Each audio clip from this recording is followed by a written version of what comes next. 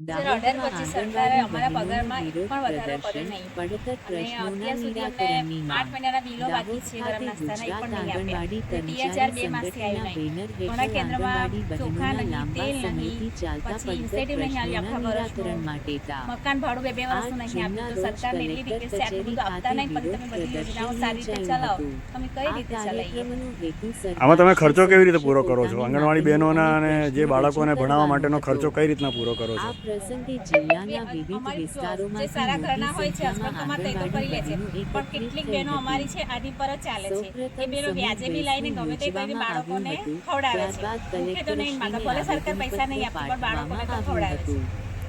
આંગણવાડી આગામી દિવસોમાં તમારું હવે શું પ્રશ્નો અને આયોજન માંગણીઓ છે? અંગે વિગતવાર રજૂઆત કરી હતી.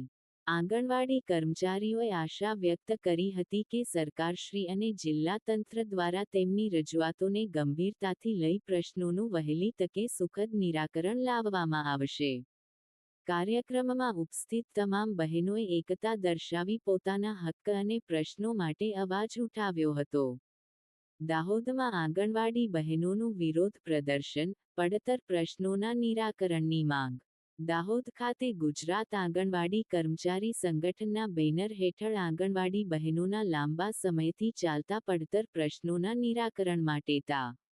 8 જૂનના રોજ કલેક્ટર કચેરી ખાતે વિરોધ પ્રદર્શન યોજાયું હતું. આ કાર્યક્રમનો હેતુ સરકારશ્રી સમક્ષ